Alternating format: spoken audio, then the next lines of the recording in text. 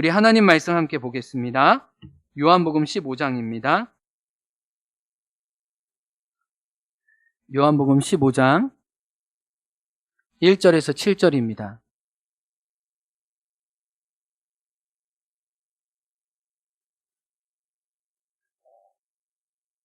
형제 한 절, 자매 한 절, 요한복음 15장 1절에서 7절 말씀, 형제들이 같이 먼저 읽겠습니다.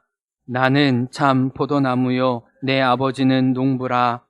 물은 내게 붙어 있어 열매를 맺지 아니하는 가지는 아버지께서 그것을 제거해 버리시고, 무릇 열매를 맺는 가지는 더 열매를 맺게 하려 하여 그것을 깨끗하게 하시느니라. 너희는 내가 일러준 말로 이미 깨끗하여졌으니 내 안에 거하라. 나도 너희 안에 거하리라. 가지가 포도나무에 붙어 있지 아니하면 스스로 열매를 맺을 수 없음 같이 너희도 내 안에 있지 아니하면 그러하리라. 나는 포도나무요, 너희는 가지라. 그가 내 안에, 내가 그 안에 거하면 사람이 열매를 많이 맺나니 나를 떠나서는 너희가 아무것도 할 수 없음이라. 사람이 내 안에 거하지 아니하면 가지처럼 밖에 버려져 마르나니 사람들이 그것을 모아다가 불에 던져 사르느니라. 같이 읽습니다. 너희가 내 안에 내 말이 너희 안에 거하면 무엇이든지 원하는 대로 구하라. 그리하면 이루리라. 아멘. 기도하겠습니다. 하나님, 우리가 하나님의 말씀을 구합니다. 성령의 임재를 구합니다. 하나님의 말씀에 아멘으로 온 삶으로 반응하게 하여 주옵소서. 예수님 이름으로 기도합니다. 아멘. 우리가 하나님께 들으려고 하면 하나님이 여러 가지를 통해서 우리에게 말씀하세요. 들풀을 통해서도, 지나가는 작은 만나게 되는 돌멩이 하나를 통해서도 하나님 우리에게 말씀하십니다. 제가 기도하면서 요한복음 15장으로 말씀을 나눠야겠다라고 말씀을 연구하고 머물기 시작했을 때 마침 제 책상에 있는 한 물건이 마치 요한복음 15장처럼 저에게 거의 레마의 수준으로 저에게 탁 박혔어요. 그 문구는 이것이에요. 안 나오면 쳐들어간다. 제가 오늘 설교 제목을 이 낫과 가해라고 했는데 솔직히 안 나오면 쳐들어간다라고 제목을 하고 싶을 정도로 제가 이 음료의 영향을 굉장히 많이 받았습니다. 이 음료가 굉장히 자신감 있더라고요. 제가 가끔 이게 배설에 문제가 있을 때 이런 음료를 마시는데 이 음료에 이런 문구가 있었으면 저는 생각도 못했습니다. 여러분, 쾌변 위에 뭐라고 써있죠? 안 나오면? 여러분, 정말 이 제품을 만드신 분들이 광고를 너무 지혜롭게 만든 것 같지 않으세요? 이 문제가 있는 분들 이거 한번 드셔보세요. 제가 다 부숴드립니다. 이런 의미잖아요. 근데 제가 이 문구에서 어떤 걸 느꼈냐면 예수님도 너희가 열매를 안 맺으면 나도 쳐들어간다. 나도 가만히 있지 않을 거야. 나도 나의 열심으로 나의 일을 하겠다라는 그 하나님의 분발과 열성이 느껴지면서 주님, 안 나오면 쳐들어가는 오늘 이 말씀을 성도님과 나눌 때 은혜를 주옵소서라는 이 작은 이 음료수를 두고 기도하게 되었어요.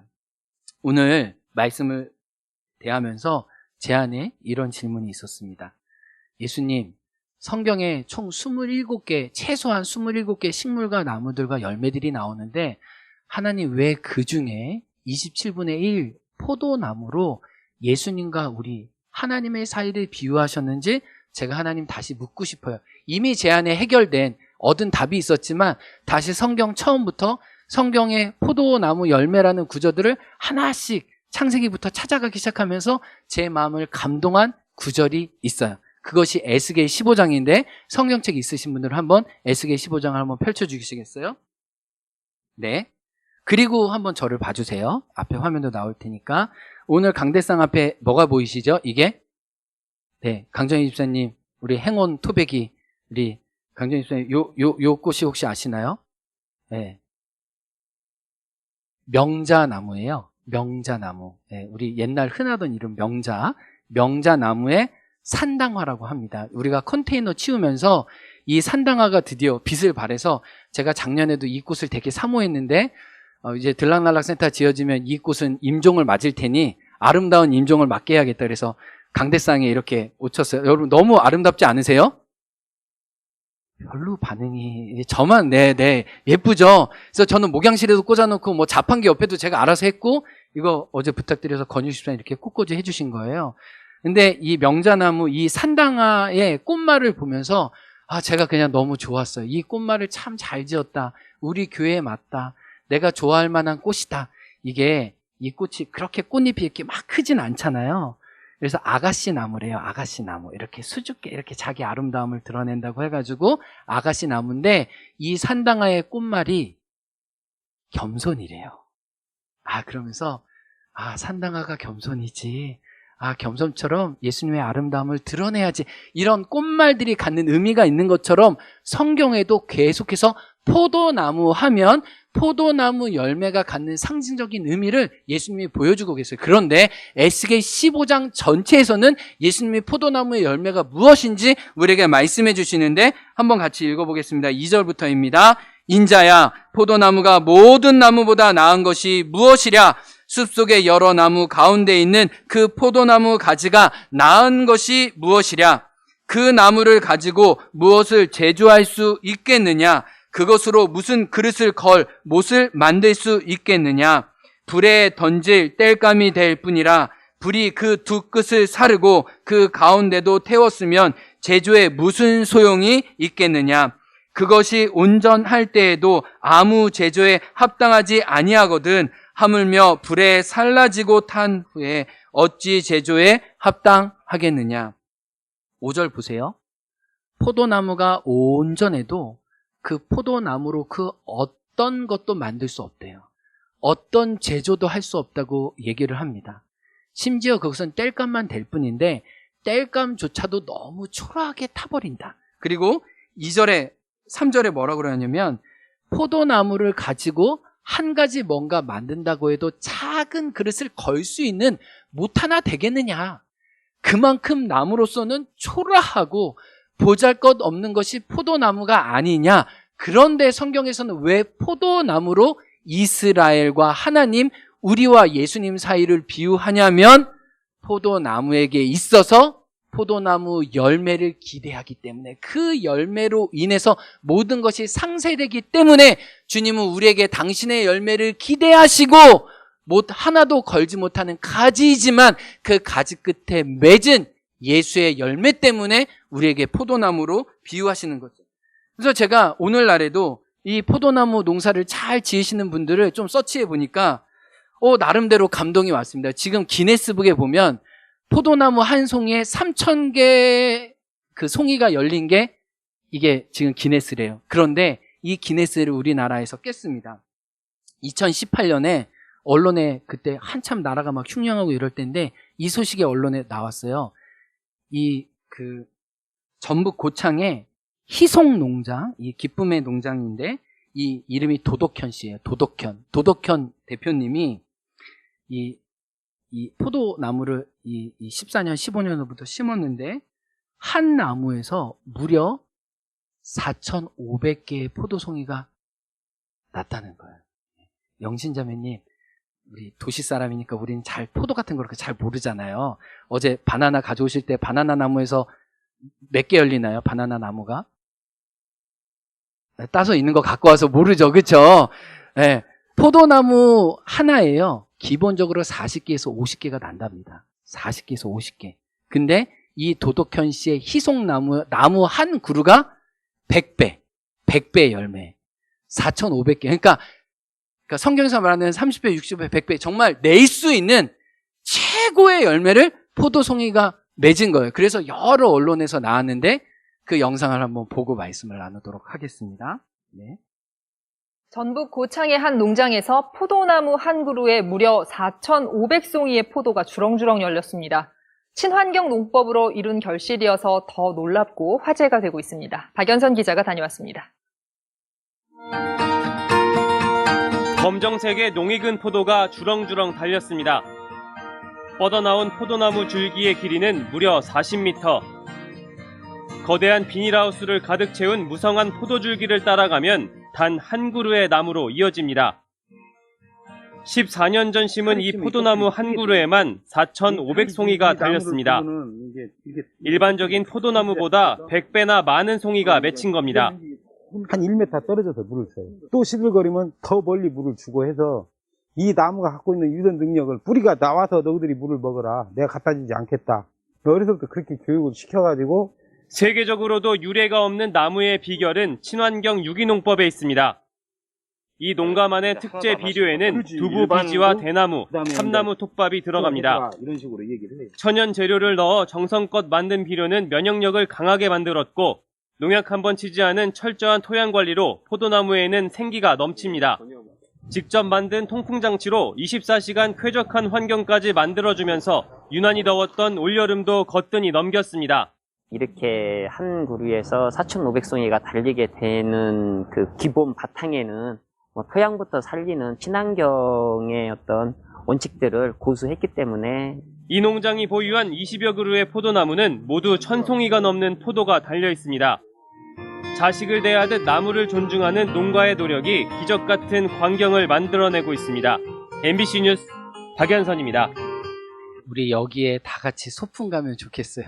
이 나무 밑에서 포도 이렇게 마시면 좋겠어요. 제가 이분 영상을 좀 봤는데 포도가 얼마나 건강하냐면 일부러 이렇게 바늘 같은 걸로 찔러가지고 상처를 낸대요. 그러면 다른 포도 같은 경우에는 그냥 그게 썩어진답니다. 근데 이 포도는 자가치유로 그걸 이렇게 아물면서 자란대요. 그러니까 굉장히 영향력이 이렇게 강한 거죠. 이분이 정말 토지를 만들고 땅을 만들고 굉장히 힘쓰더라고요. 그러면서 이 기본적으로 이분이 가지고 있는 나무의 포도송이는 이 1,000송이씩은 맺힌다는 거예요. 근데 2018년에 이 나무가 4,500송이를 맺었다는 거예요. 그러니까 기네스를 이룬 거죠. 그래서 이분이 이때부터 많은 영광과 영예를 얻었어요. 이분이 언론에도 많이 나오고 이 4,500송이 이 신기록에 가까운 이 기록을 통해 얼마나 정성스럽고 얼마나 포도나무를 사랑하는 농부인지 세상 속에 증명된 거죠. 근데 오늘 8절 말씀에도 보면 예수님이 똑같이 얘기하세요. 너희가 열매를 많이 맺으면은 하나님께서 영광을 받을 거다. 예수님의 기대는 뭐냐면 너희들의 열매를 통해 하나님의 이름이 높아지기를 원해. 그리고 너희가 그 열매를 맺을 때에야 8절에 뭐래요? 너희가 나 예수의 제자가 될 것이라고. 예수님은 당신의 기대를 말씀하기 위해 하나님 우리에게 갖는 소망을 말씀하기 위해 그 여러 나무 중 포도나무로 당신과 우리의 관계를 설정하신 거예요. 그런데 오늘 본문에 많은 열매를 찾으신다는 표현이 신약 성경에 이렇게 층이 나눠져 있는데 여러 표현으로 이 열매를 설명합니다. 베드로는요 어떻게 설명하냐면 우리가 신의 성품에 참여하는 것으로, 로마서에서 사도 바울은 우리가 그 아들의 형상을 본받는 것으로, 예수님의 제자였던 세리마태는 아버지의 온전하심처럼 우리도 온전해지는 것으로, 이 다양한 표현으로 많은 열매를 맺는 건데 결론은 즉슨 우리가 예수님처럼 느끼고 예수님처럼 생각하고 예수님처럼 말하고 예수님처럼 선택하는 그 모든, 우리가 빌립보서에 살펴볼 때 그리스도 안에 있다는 것이 바로 그리스도 예수의 열매를 맺는 것이 오늘 하나님이 우리에게 바라시는 열매인 것을 알 수 있어요. 그런데 오늘 2절 말씀에 보면은 예수님이 우리에게 열매를 찾으시기 위해서 하나님이 얼마나 수고하시는지를 먼저 알려줘요. 오늘 본문을 가만히 보면 열매 맺기 위한 우리 편의 수고는 거의 나오지 않고 먼저 포도원 지기신 하나님의 열심이 2절에 나옵니다. 우리 2절 아까 읽었지만 다시 한번 읽어보겠습니다. 시작.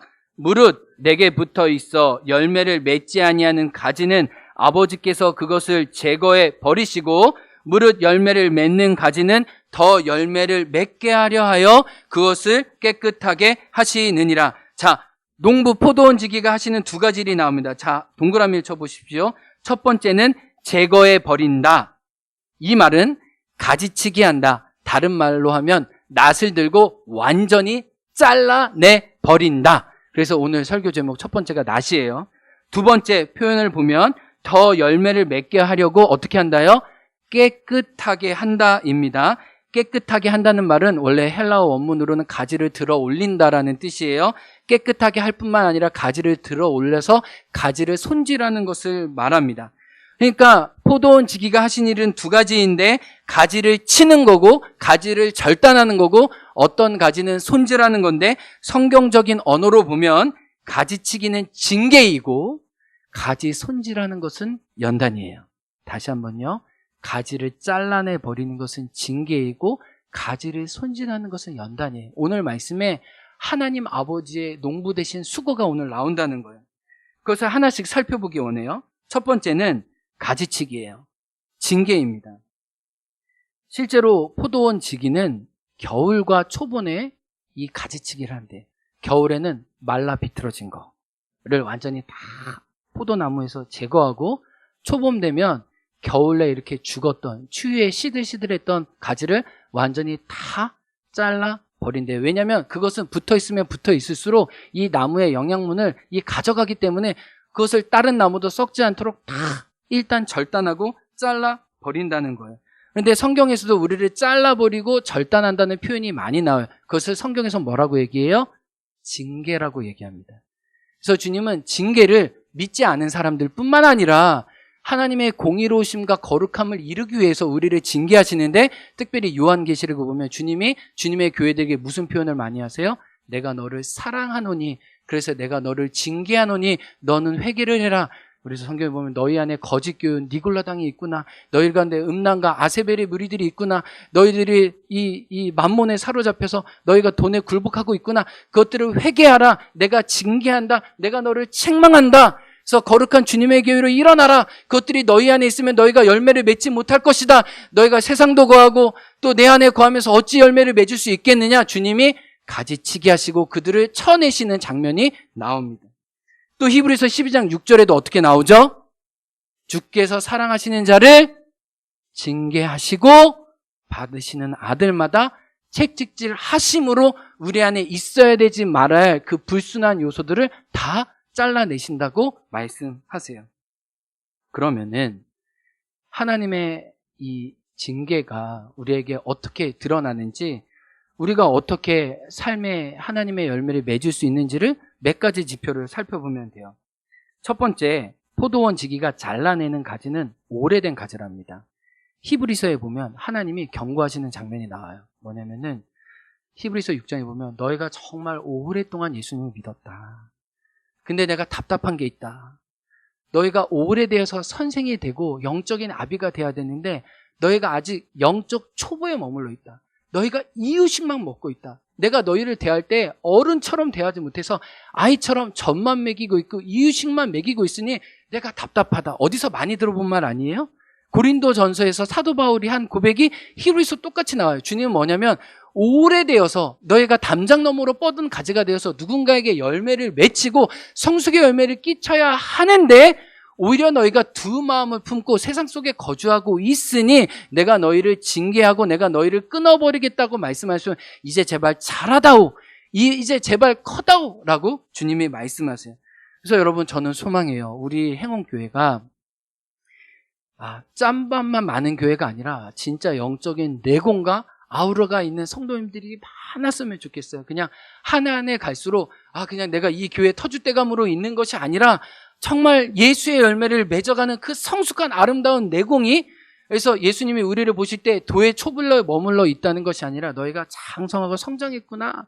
그래서 오래된 나뭇가지로 풍성하고 깊은 열매를 맺고 있구나 칭찬받는 주의 사람이 되기 원해요. 제가 이 포도나무를 공부하면서 갑자기 호주에 가고 싶은 마음이 들었어요. 호주에 이 클레어 밸리라는 지역이 있는데 굉장히 포도 농사하기에 굉장히 좋은 지역이래요. 근데 여기에 세븐힐 포도원이라고 있는데 예수의 수사들이 수년 전에 세운 이 수도회 겸 그 포도 농장을 하는데요.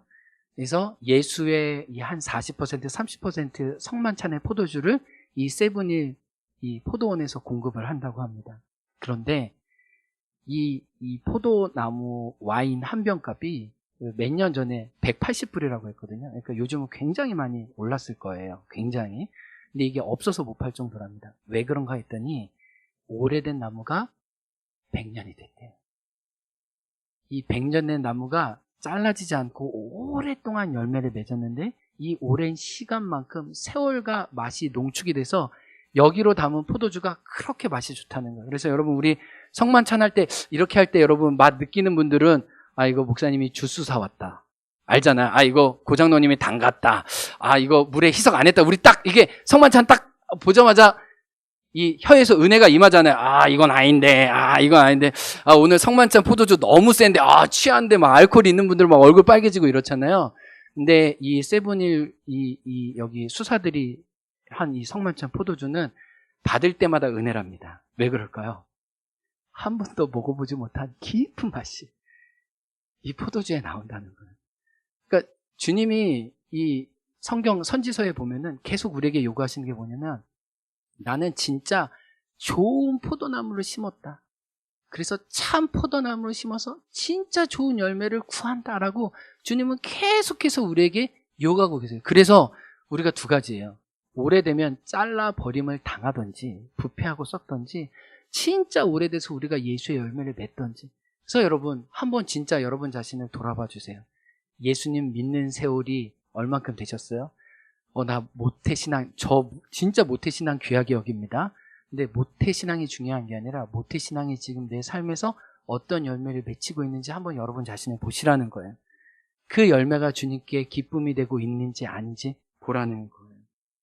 그런데 우리가 정말 진짜 예수의 맛을 내고 있는지 알 수 있는 지표가 있어요. 오늘 주님 본문 말씀에 보면 예수님 뭐라 그러냐면 예수님 안에 거하는 것을 7절에 보면 뭐라고 거한다고 말씀합니까? 예수님 안에 거하는 것을 예수의 무엇 안에 거하는 거래요? 예수님의 말, 예수님의 언어에 거하는 거라고 이야기를 합니다. 그러니까 우리가 정말 예수의 그 열매를 맺고 있는지를 제일 첫 번째 볼 때 우리의 언어 생활을 보면 알 수 있어요. 그래서 성숙에 대해서 이야기하는 야고보서를 보면 야고보서 제일 주요하게 언급하는 게 언어라는 거 아세요? 그리고 에베소서 같은 말씀을 보면 너희 언어를 소금으로 은혜 치듯 하라 이런 표현이 나오는 걸 아세요? 열매 맺는 변화된 삶의 첫 번째 지표가 어디서 나온다고 얘기해요? 그것은 우리의 언어에서 나온다고 얘기해요. 그래서 우리가 중요한 순간, 결정적인 순간 우리의 언어에서 무엇이 나오고 있는지를 보면은 우리가 진짜 예수의 열매를 맺고 있는지 안 맺고 있는지를 알아요. 제가 2주 전에 저희 집에 이제 손님이 오셔가지고 그분하고 정말 대화를 길게 나눴어요. 한 4시간 정도 나눴어요. 근데 제가 그분 앞에 굉장히 감동하고 감사하고 제가 그분의 이야기를 들으면서 눈물을 흘렸어요. 왜냐하면 제가 그분이 얼마나 수고하고 힘쓰며 살고 있는지를 제가 알고 있거든요. 제가 너무 구체적으로 얘기하면 그분이 어떤 분인지 알기 때문에 다 얘기할 수는 없지만 그분이 삶의 자리에서 또 사장으로서 직원들에게 또 2명의 자녀를 3명의 자녀를 다 키우시고 2명의 자녀를 또 키우시면서 또 그런 모습들을 보면서 이분이 저한테 무슨 얘기를 했냐면 목사님 나이가 이분이 50대 초반인데 제가 무슨 소망이 있겠어요? 이제는 제가 교회를 통해 하나님의 나라가 세워지는 것 그것을 보고 싶은 게 저의 소망입니다. 근데 제 안에 있는 소망이었거든요. 제 안에 하나님의 교회를 통해 하나님의 나라를 어떻게 회복하시는 걸 제가 진짜 듣고 싶었거든요. 제가 그 소망으로 이 자리에 있거든요. 근데 누군가 제가 하나님께 했던 말을 하나님 앞에서 저에게 해주는 그분의 음성을 듣고 제가 눈물이 울컥한 거예요. 진짜 이분이 하나님의 사랑이구나. 여러분 우리가 이제 목장 모임을 시작했습니다. 목장 모임에서 여러 가지 말을 할 수 있죠. 저는 삶을 나누는 것이 너무 중요하다고 생각합니다.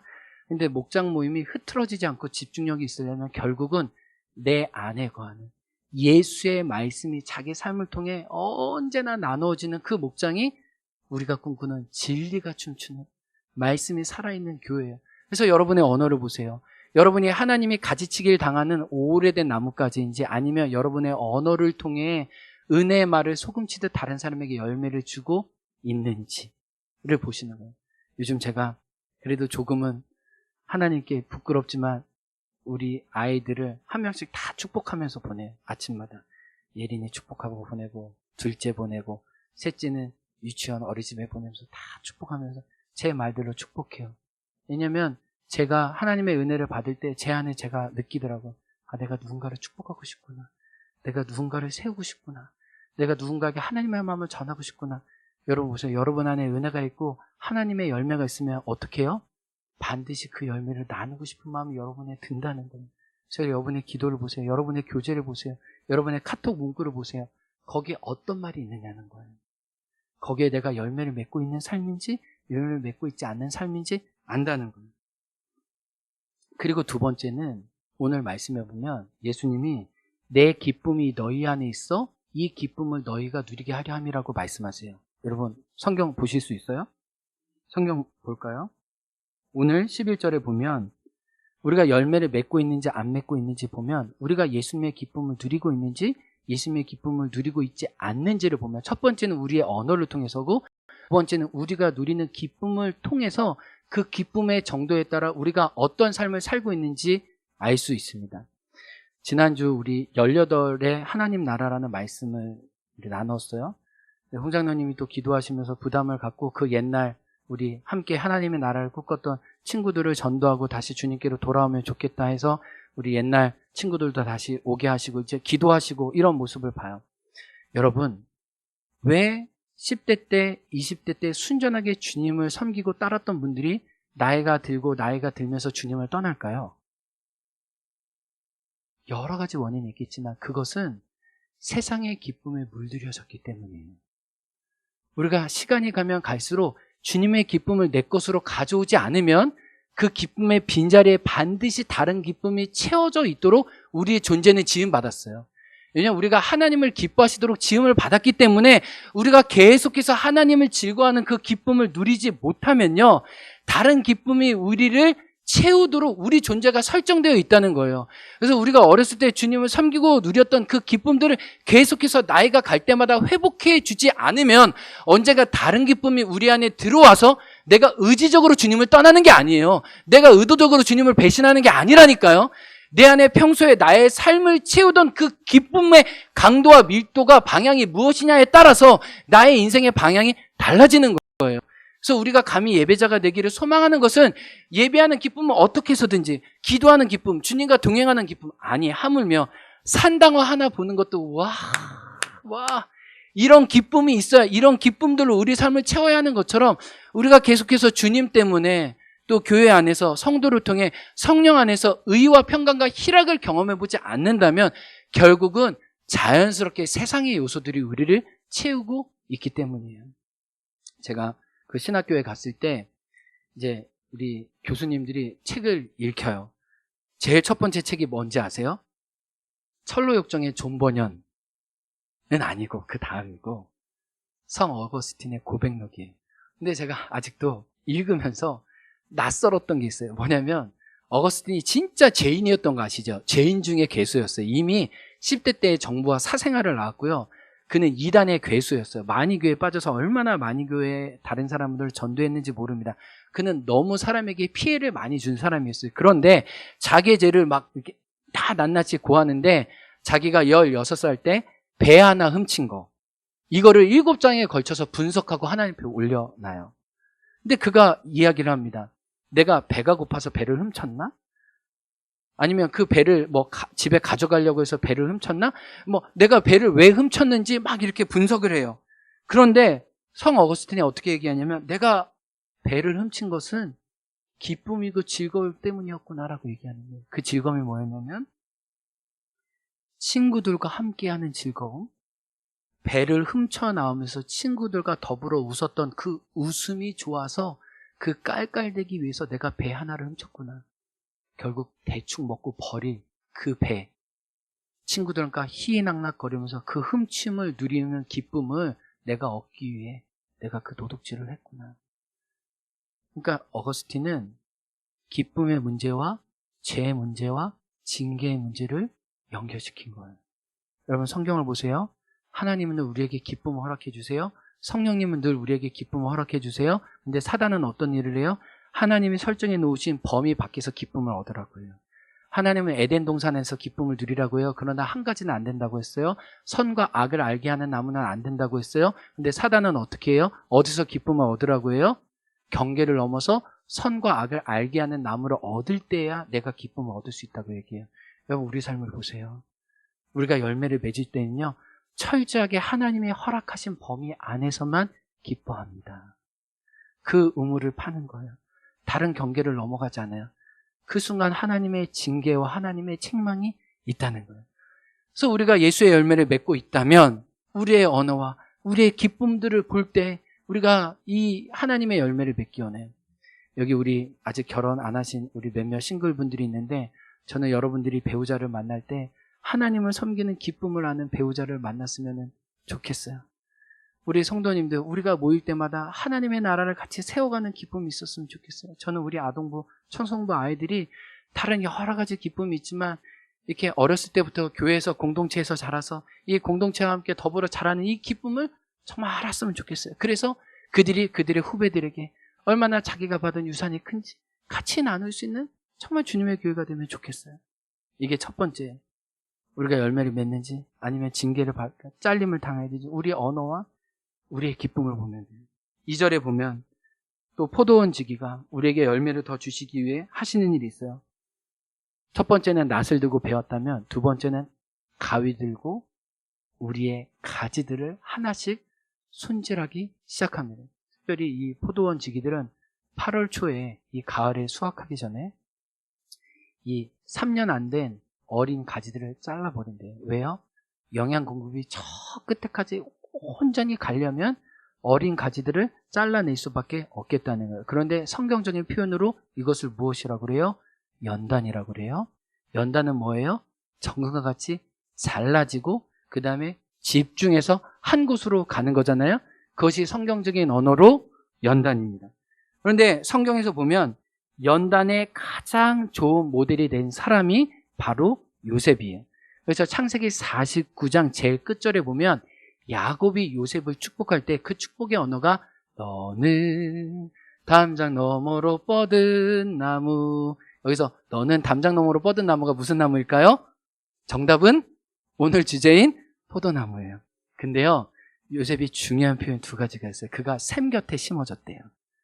그가 하나님과 동행했다는 거예요. 하나님 안에 있었다는 거예요.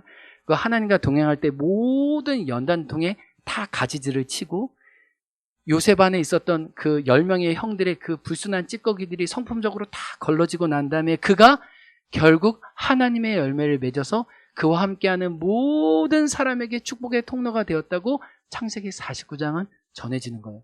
샘 곁에 심어졌지만 샘 곁에 심은 포도나무가 담장 너머로 모든 열매를 주기 위해서는 그는 13년간 수년간 하나님 앞에 연단되어야만 했다는 것이에요. 그래서 성경은 모든 좋은 열매를 거두기 전에 반드시 연단을 거치고 그 연단 앞에 있어지는 것이 인내라고 이야기를 합니다.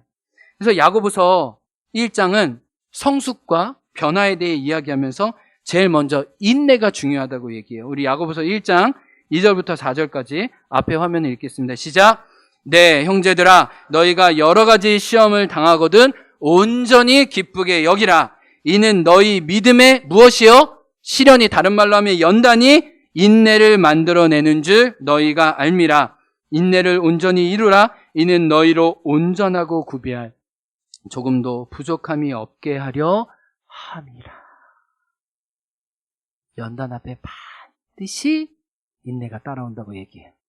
웃긴 얘기인데 어제 하이리가 이제 그 아침을 먹는데 하이리가 꿈속에서 너무 선명한 꿈을 꿨대요. 별똥별이 막 자기에게 막 이렇게 쏟아져 왔다는 거예요. 꿈 여러 가지 꿈을 꿨는데 그 꿈이 너무 인상이 깊어가지고 무슨 꿈인지 네이버에 찾아봤대요. 요즘은 다 네이버에 물어봐요. 네.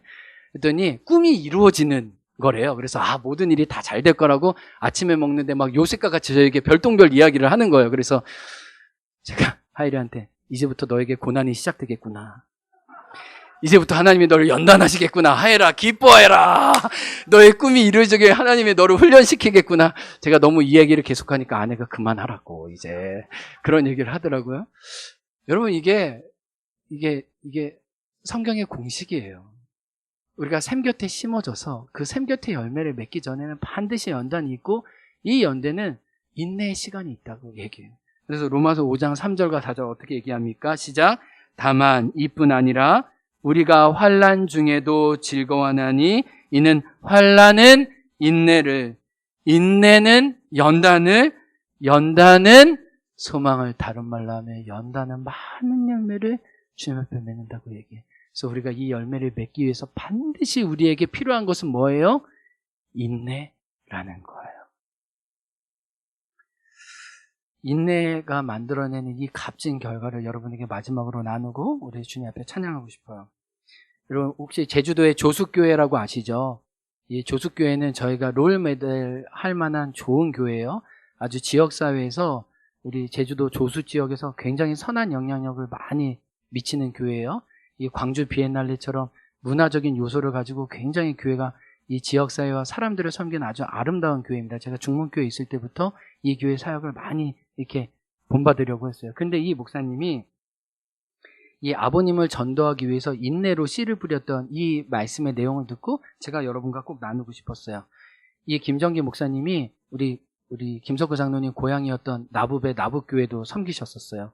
그리고 이제 미국에 유학하시고 난 다음에 다시 조숙교회를 섬기셨는데 그 전에 이 김정기 목사님이 어떻게 해서든지 아버님을 전도하고 싶어서 기도하다가 불신자이고 이 완고하신 아버님을 전도할 수 있는 방법은 정성밖에 없다. 인내밖에 없다고 생각해서 3년 동안 빠짐없이 편지를 아버님 편에 붙였어요. 진짜 대단한 거죠. 진짜 대단한 거죠. 그래서 어느 때는 너무 할 말이 없어서 한 줄만 썼대요. 둘째 애가 이가 빠졌습니다. 이렇게 보내고 말았다. 왜냐하면 손주 소식은 궁금해하니까.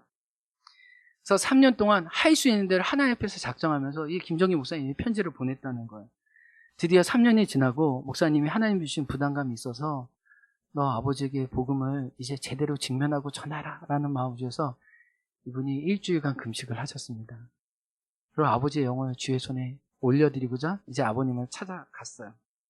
드디어 식사를 마치고 저녁 늦은 시간이 되었습니다. 아버님을 마주하고 목사님이 복음을 전하기 시작하자 아버님이 확 돌변하시더니 등을 돌리고 앉으셨어요.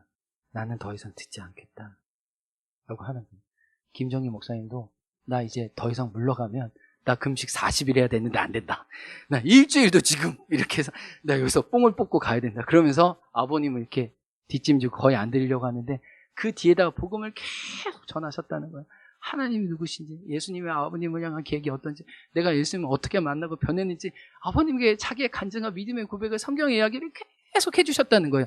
몇 시까지? 새벽 2시까지. 아버님이 지치셨나 봐요. 그리고 아버님이 2시 지나자 뒤돌아 앉으셨대요.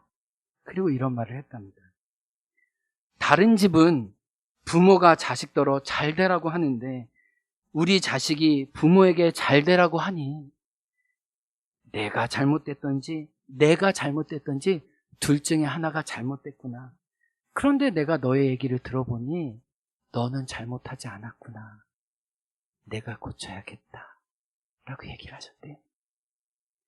그리고 일어나시더니 다락문을 여시고 우리 옛날 다 다락 있었잖아요. 3년치 모은 편지를 다 갖고 오시더래요. 나에게 이렇게 편지를 써준 건 너밖에 없다. 너의 정성과 너의 기다림이 나를 오늘 하나님의 자녀가 되게 했다.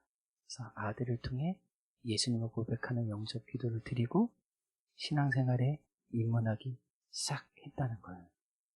갈라디아서 5장 26절 우리가 선을 행하되 낙심하지 말지니 때가 이루면 거두리라. 하나님이 원하시는 열매가 크게 두 가지가 있는데요. 하나는 회심의 열매예요. 복음을 증거해서 사람들이 죽기로 돌아오는 열매고 하나의 가장 큰 열매는 순교의 열매거든요. 그러니까 우리가 결국 인내와 연단을 통해서 우리가 하나님 보실 때 가장 귀한 열매가 뭐냐는 거예요. 솔직하게. 많은 여러 가지 열매가 있지만 그래서 한 영혼이 죽기로 돌아오는 열매가 가장 귀하다는 거예요. 우리가 교회의 모든 사역의 이 열매의 정점은 뭐예요? 한 사람이 주님께로 돌아오는 것. 하나님의 선교에 참여하는 것. 그리고 하나님이 그 기뻐하시는 자에게 우리 다음 주에 나눌 수 있을지 모르겠지만 순교의 열매도 허락해 주시는 거예요. 근데 우리가 주님 앞에 열매를 맺기 위해서 반드시 우리 삶에 필요한 게 뭐예요? 기다리면서 인내하면서 하나님의 때와 방법이 이루어질 때까지 그 자리에 버텨내는 거예요. 오늘 우리가 이 시간 찬양하면서 하나님께 나아가기 원합니다. 주님은 나의 모습을 보십니다. 주님은 나의 모습을 아십니다. 하나님은 잘라내야 될 것도 아시고 가지쳐서 더 열매 맺어야 될 것도 아십니다. 근데 우리에게 필요한 건 주님의 은혜예요. 우리가 주님의 손길에 우리 자신을 부탁하면서 주님께 함께 이 찬양으로 나아가고자 합니다. 주 나의 모습 상한 나에만 보시네. 우리 찬양팀 앞에 나와서 같이 고백합니다. 주 나의